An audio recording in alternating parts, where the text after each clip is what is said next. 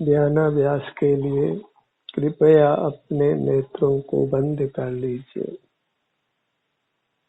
अपना मुख अपनी ओर कीजिए। आपका सुख आप में ही है, पर पदार्थों में नहीं है। पर पदार्थों से दृष्टि हटाना है तो स्वतः ही हमारी दृष्टि अपने पर होती है।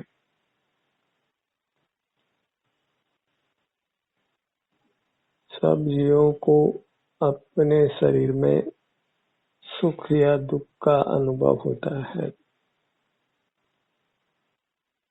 जिस शरीर में सुख दुख का अनुभव होता है वह जीव का अपना शरीर है।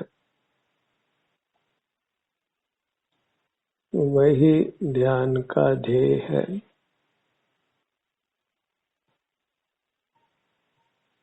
शारीरिक सुख दुख का अनुभव करते हुए हम जगत से विमुख रहते हैं। राग द्वेष से रहित रहते हैं। कर्म का बंधन नहीं करते, अपितु बद्धभूत कर्मों से छूटते हैं। सुख के लिए हमें अपने शरीर का ही एहसास करना है, पर पदार्थों को जो मूर्त है उनको देखना जानना नहीं है।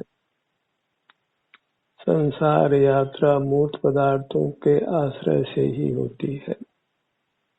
जब मूर्त पदार्थों को देखना जानना बंद कर देते हैं तो संसार का अर्थात दुखों का अंत आ जाता है। मूर्त पदार्थों में सुख बुद्धि छोड़ना है। अनादि से ही हम मूर्त पदार्थों के आश्रय से सुख पाने का प्रयत्न कर रहे हैं और अपने आप को दुखों से मुक्त नहीं कर पाए हैं। जहाँ तक हम बाहर की दुनिया से सुख पाने का प्रयत्न करेंगे वहाँ तक हमको अपने शरीर में वेदना भोगना होगी।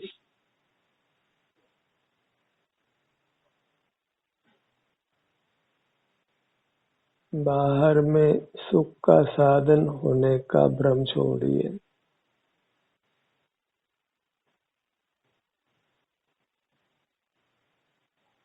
सुख का साधन स्वयं अपना ही शरीर है। इस मूर्त शरीर में मिला हुआ अपना अमूर्त शरीर, उसी को शास्त्रों में आत्मा या परमात्मा कहते हैं। परमात्मा कहीं बाहर नहीं है, अपना परमात्मा आप ही है। हमने कभी अपना परमात्मा के रूप में आदर नहीं किया है।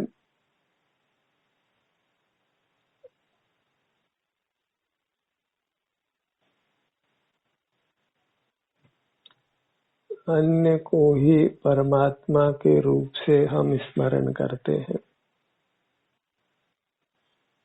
पर आपका परमात्मा आप ही है। अपना आभ्यंतर अमूर्त शरीर ही है। पर परमात्मा को नमन करना बंद कर अपने परमात्मा को नमन करिए। पराधीन सपने सुख नहीं, पर कोई भी क्यों न हो, परमात्मा ही क्यों न हो, कोई त्यागी संत ही क्यों न हो, उसके आश्रय से हमको सुख कदापि नहीं है। अपना संत अपना आत्मिक शरीर ही है। वही आराध्य है, भजनीय है, अनुभव करने योग्य है। उसी का हमको अनुभव होता है। बाहर के किसी पदार्थ के सुख दुख का हमको अनुभव नहीं होता है। हम ही सुख दुख रूप से परिणमित होते हैं और ब्रह्म से सुख दुख का कारण भिन्न पदार्थों को मान लेते हैं।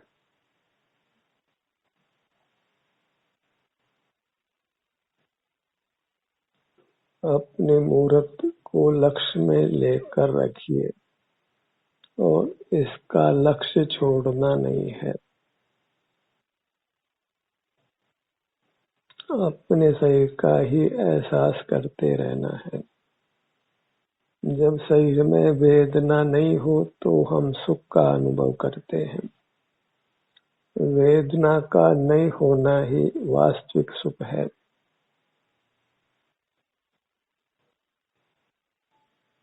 और शरीर में वेदना नहीं हो इसके लिए हमें बहिर्मुखता को छोड़ना है।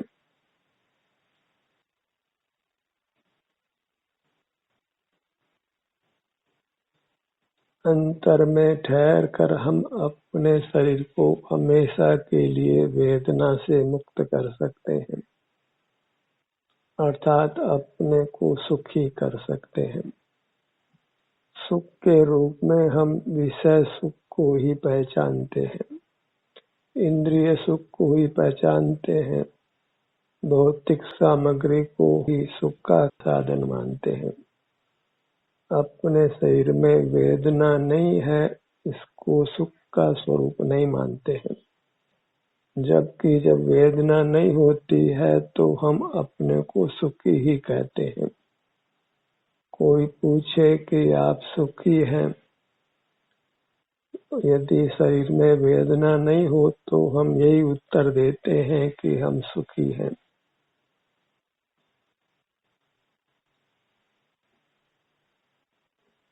धनादि के अभाव को जीव दुख का कारण मानते हैं, क्योंकि पराश्रय का अभ्यास है। यदि पराश्रय का अभ्यास नहीं हो तो धन के अभाव से किंचित भी दुख नहीं होता है। किसी परमात्मा के पास किंचित भी धन नहीं है तो निर्धनता दुख का कारण नहीं है। और कोई भी धनवान ये नहीं कह सकता है कि उसके शरीर में कभी कोई वेदना नहीं है। इसलिए धन का होना सुख का कारण नहीं है। बाह्य पदार्थ न सुख के कारण है न दुख के कारण है। बाह्य पदार्थों के आश्रय से वेदना उत्पन्न करने वाले कर्म का संचय होता है और उसके उदय में फिर शरीर में वेदना होती है। क्षुधातृषा का होना भी दुख ही है जो सब संसारी जीव महसूस करते हैं।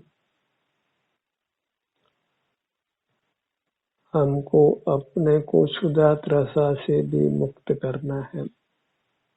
सर्दी गर्मी का दुख भी सब जीवों को होता है, हमको उस दुख से भी मुक्त होना है और उसके लिए एक अपना शरीर ही आश्रयभूत है।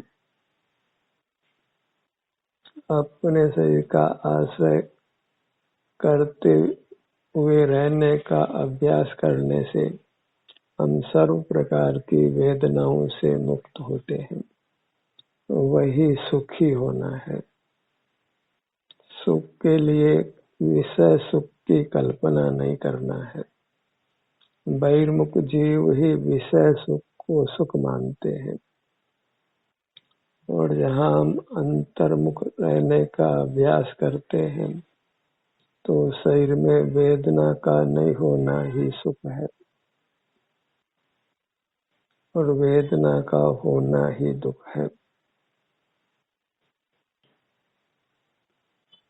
बाह्य पदार्थों का आश्रय समाप्त करने पर हम सने सने सर्व कर्मों से मुक्त हो जाते हैं और फिर शरीर में कभी वेदना का अनुभव नहीं होता। वही सुख का होना है। शरीर में वेदना की उपेक्षा नहीं करना है, उससे जागृत होकर हमको बहिर्मुखता को छोड़ना है। वेदना ही हमको चेतावनी देती है कि हम बहिर्मुखता को छोड़ें।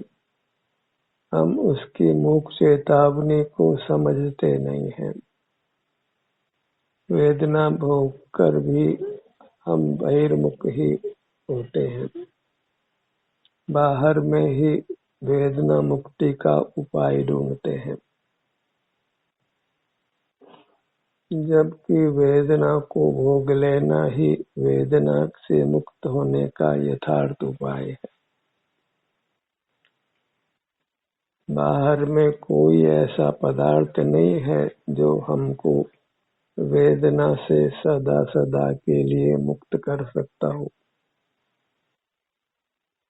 तो बाह्य पदार्थों से वेदना मुक्त होने की जो मिथ्या कल्पना है उसको छोड़िए। भले इस जगत में औषधियों की दुकानें खुली हो, औषधियों का ही भंडार हो, पर कोई औषधि आज तक ऐसी नहीं बनी है जिससे शरीर को सदा वेदना से मुक्त किया जा सके। सदा वेदना से मुक्त रहने के लिए हमें बाह्य जगत से विमुख रहकर अपने शरीर के सन्मुख ही रहना है।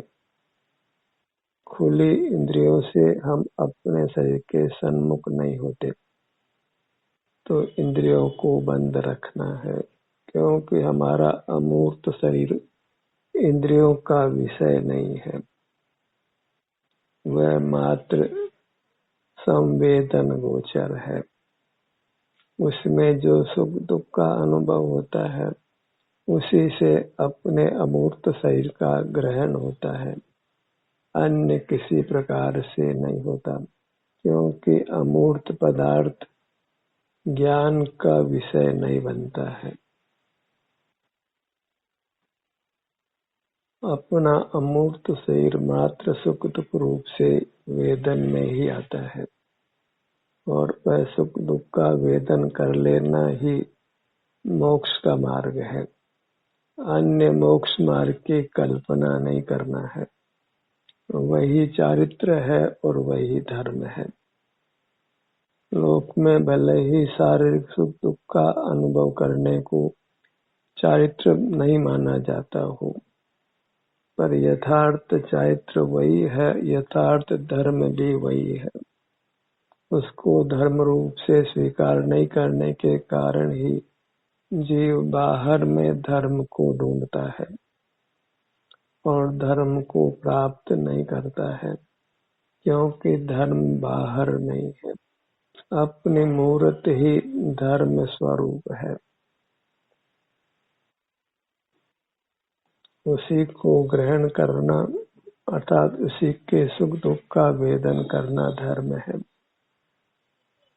और ये कार्य कठिन नहीं है, क्योंकि सब जीवों को अपने शरीर के सुख दुख का अनुभव होता है।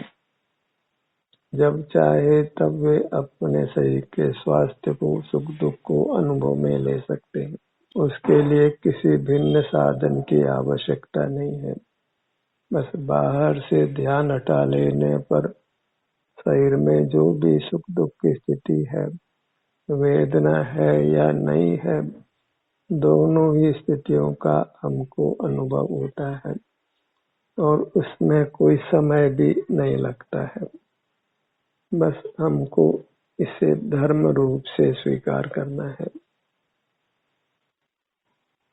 यही देव दर्शन है, यही गुरु उपासना है, यही स्वाध्याय है, यही संयम है, यही तप है, यही दान है, और यही गृहस्थ हो या मुनि हो उसका कर्तव्य है, धर्म है। इससे भिन्न कोई वास्तविक धर्म नहीं है,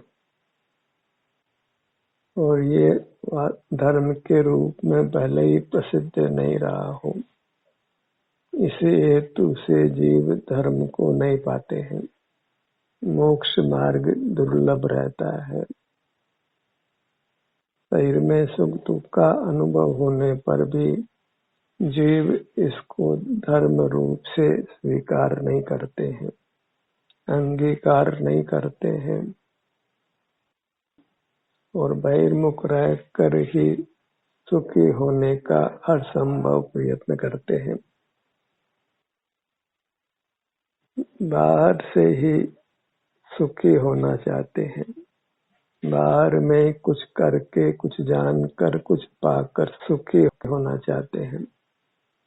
वे बाहर में कुछ भी जानिए, कुछ भी करिए, कुछ भी देखिए, कुछ भी प्राप्त करिए, हम शरीर में वेदना से मुक्त नहीं हो सकते हैं और वेदना से हमें स्थायी रूप से मुक्त होना है। दवाओं का सेवन करके भले ही हम तत्काल कुछ वेदना से मुक्त होते हो, पर उससे वेदना का मूल जो कर्म है, जो बहिर्मुखता है, उससे हम मुक्त नहीं होते। हमें बहिर्मुखता से मुक्त होना है, उसी से हम वेदना उत्पन्न करने वाले कर्म से मुक्त हो सकते हैं। जैनागम का यही सिद्धांत है कि बहिर्मुख जीवों को असाता वेदनी कर्म का बंध होता है और उससे कर्म के विपाक होने पर उनको शरीर में नाना प्रकार की वेदनाओं को भोगना पड़ता है। वेदना इष्ट नहीं है तो बहिर्मुखता को छोड़ना है। उसी से असता वेदनी कर्म का बंधन नहीं होता और जो बंधन हो गया है वह फल देकर या बिना फल दिए नष्ट हो जाता है। और जब इस कर्म से आप मुक्त होते हैं तो साथ में सभी कर्मों से मुक्त हो जाते हैं, आप परमात्मा हो जाते हैं। तो न्याय इतना ही है कि बाहर से सुख पाने का प्रयत्न छोड़ना है। बाहर के किसी पदार्थ को जानना, उसमें कुछ करना, उसको पाना, इन सब वृथा की चेष्टाओं से हम शरीर की वेदना से मुक्त नहीं होते, अपितु वेदना के कारण को ही देते हैं। वेदना मुक्त हो जाना ही परमात्मा हो जाना है। परमात्मा होकर आप सर्वज्ञ होंगे, सर्वदर्शी होंगे, अनंत बलवान होंगे। ऐसी मिथ्या कल्पनाओं से कुछ भी हित सिद्धि नहीं है। परमात्मा होकर बस आप सर्व प्रकार की वेदनाओं से मुक्त होकर सुखी होते हैं। इतना ही परमात्मा का यथार्थ स्वरूप है। बाबा वाक्य प्रमाण मानकर बिना कुछ युक्ति या अनुभव का प्रयोग किए उन बाबा वाक्यों को मानने से कुछ भी हित सिद्धि नहीं है। अनुभव से ही मोक्ष मार्ग की परीक्षा होती है और अनुभव यही कहता है कि शरीर में वेदना नहीं हो तो हम सुख का अनुभव करते हैं। और जहाँ बहिर्मुखता है वहाँ रागादिक परिणाम होते ही हैं, उनसे हम आकुलता का अनुभव करते ही हैं और फिर वेदना को भी शरीर में भोगते ही हैं। इस प्रकार हम बहिर्मुख रहकर बाहर के सुख दुख को भोगते हैं और अंदर में फिर असहता को भोगते हैं। यही संसार का स्वरूप है। इस संसार से हमको मुक्त होना है, उसके लिए अपने में सिमट कर रहना है, अपने शरीर तक ही अपने को सीमित करना है। फिर भले यहाँ शारीरिक वेदना का ही अनुभव क्यों न हो, क्योंकि सुखी होने का अन्य कोई मार्ग नहीं है। अपने ध्यान को अपने शरीर के विभिन्न भागों पर लाना है। वहाँ जैसी भी संवेदना मिलती है उसको पाकर ही संतुष्ट रहना है, तृप्त रहना है। बहिर्मुख रहकर संतुष्ट रहना, तृप्त रहना योग्य नहीं है। बाहर में कदाचित विषय सामग्री पाकर हम अपने को संतुष्ट, तृप्त अनुभव करते हैं, पर योग्य नहीं है।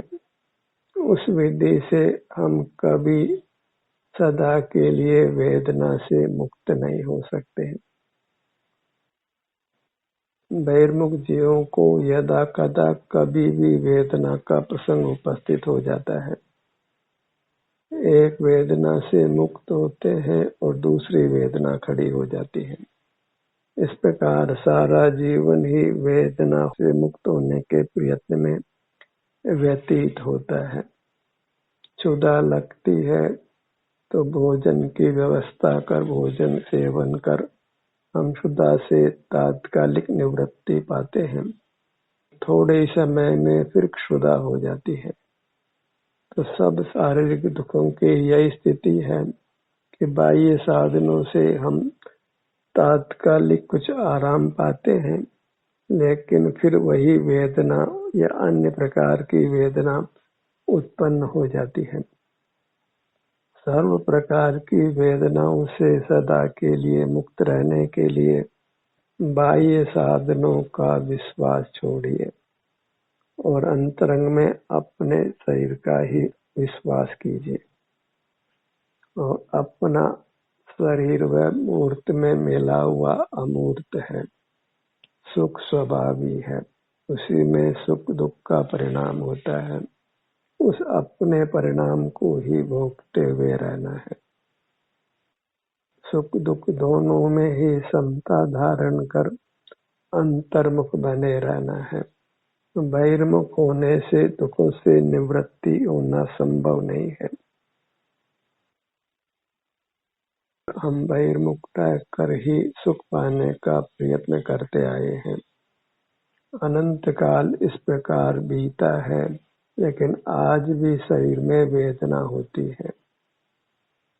वेदना मुक्ति का उपाय कहीं बाहर नहीं है, अपने भीतर रहकर उस वेदना को भोग लेना ही स्वाधीन उपाय है।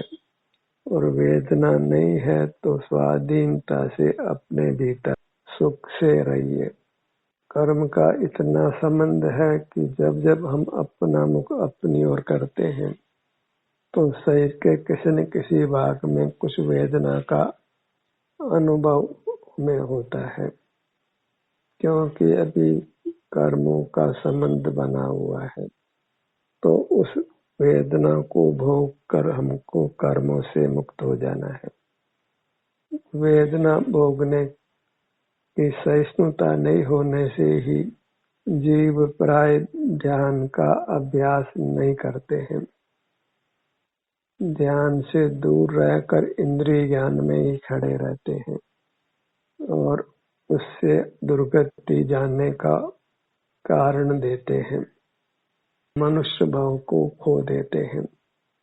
तो अंतर्दृष्टि करने पर शरीर में वेदना हो तो उस मार्ग को छोड़ना नहीं है, अनुभव के मार्ग को छोड़ना नहीं है। अन्यथा तो दुर्गतियों में लाखों योनियों में जन्म मरण करते रहना है। अपनी दृष्टि को अपने सिर से पैरों तक फैलाना है। अपने ही विभिन्न भागों में स्वास्थ्य की स्थिति को भोगना है। वेदना का अनुभव हो तो भी इस अंतर्दृष्टि को छोड़ना नहीं है। यही ध्यान का मार्ग है जिसको हमने छोड़ना नहीं है। मुक्ति चाहते हैं तो यही एकमात्र उपाय है। बहिर्मुख रहकर आज तक कोई जीव मुक्त नहीं हुआ है। बहिर्मुख जीव ज्ञान रूप है, ध्यान रूप नहीं है। लोक में भी बहिर्मुखता में ध्यान होना नहीं मानते हैं। ध्यान की मुद्रा अंतर्मुख ही देखी जाती है। बंद नेत्रों वाली ही देखी जाती है। तो हमें अपने देह के आधार से ही ध्यान करना है, सुख पाना है और परमात्म दशा को पाना है। हमेशा हमेशा के लिए अपने को वेदना मुक्त कर लेना है। बाह्य पदार्थों की आवश्यकता वेदना के कारण से ही होती है। वेदना से मुक्त होने के लिए ही हम नाना परिग्रह को रखते हैं। जब वेदना ही नहीं होती तो फिर हम परिग्रह की आवश्यकता से मुक्त हो जाते हैं, अपरिग्रही हो जाते हैं। वही संत की अवस्था है, साधु का स्वरूप है। वेदना को सहन करने की आदत डालिए, परिग्रह को नहीं अपनाना है। परिग्रह से वेदना से मुक्त नहीं हुआ जा सकता है। अल्पकाल के लिए हम वेदना से मुक्त हों, पर शीघ्र ही उससे अधिक वेदना का कारण उत्पन्न होता है। इसलिए परिग्रह का विश्वास छोड़कर अपनी मूरत का ही परिग्रह करिए और अपनी मूरत के आश्रय से ही हमें शीघ्र ही सर्व वेदनाओं से मुक्त हो जाना है, पूर्ण सुखी हो जाना है, परमात्मा हो जाना है। ध्यान का सत्र यही समाप्त होता है। आपकी सहभागिता के लिए धन्यवाद।